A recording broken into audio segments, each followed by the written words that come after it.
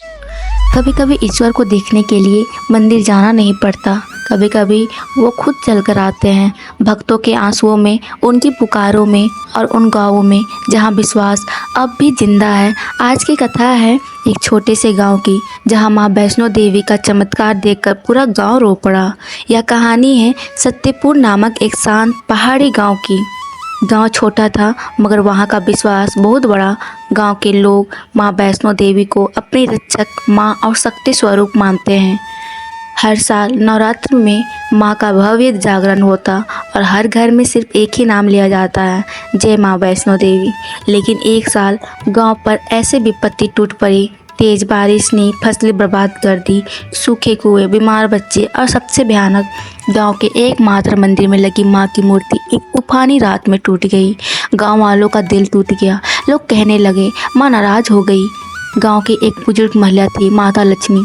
उनकी आंखों की रोशनी चली गई थी, लेकिन माँ में उनका विश्वास अडिग था। हर सुबह वो मंदिर के टूटे द्वार के सामने बैठती और कहती, माँ आएंगी, वो हमें ऐसे नहीं छोड़ सकती। गांव के लोग पहले उन्हें समझाते रहे, फिर धीरे धीरे सब ने उम्मीद छोड़ दी। एक रात नवरात्र 7वीं तिथि को जब पूरा गांव सो रहा था, माता लक्ष्मी जाग रही थी।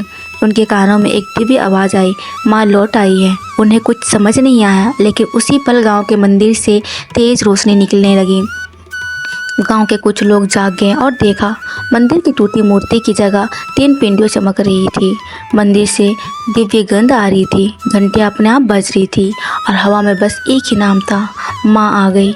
गांव के हर घर से लोग बाहर निकल आए, बच्चे, बूढ़े, महिलाएं, हर किसी की आंखें आंसुओं से भर आई। लोग मंदिर की ओर दौड़े। पंडित जी ने कांपते हुए हाथों से दीपक जलाया और बोले, ये कोई सामान्य घटना नहीं है, ये माँ की वापसी है, ये माँ चमत्कार है। माता लक्ष्मी, ये माँ का चमत्कार है। माता लक्ष्मी मंदिर के सामने खड़ी थी। उन्होंने कहा, मैंने कहा था ना माँ आएंगी।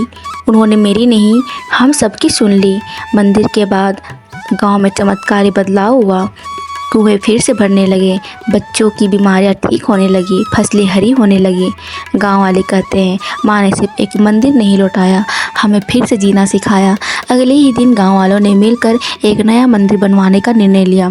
सभी ने श्रमदान किए, कोई पत्थर लाया, कोई पानी, कोई फूल, और पंडित जी ने माँ की प्रार्थना की, हे माता, हमें फिर कभी अपने विश्वास से दूर मत करना। कभी कभी चमत्कार देखने के लिए आँखों की नहीं, दिल की ज़रूरत होती है। माँ लक्ष्मी की अंधी आँखें देख ना सकी, पर उनका विश्वास देख सका। वो चमत्कार वो सबकी नज़रों से ओझल था।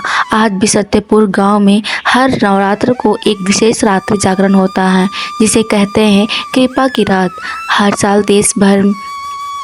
देश भर से लोग आते हैं और जब भी पिंडियों का दर्शन होते हैं, हर कोई कहता है ये वही स्थान है जहां माँ ने खुद को प्रकट किया था। कभी अगर आपका मन कहे अब सब खत्म हो गया, तो माँ को एक बार पुकार कर देखिए, क्योंकि माँ सब कुछ फिर से शुरू कर सकती है। वो एक चमत्कार कर सकती है जिससे पूरा गांव, पूरा संसार भीग जाए भावनाओं में और कह उठे, माँ के चमत्कार से रो पड़ा सारा गांव।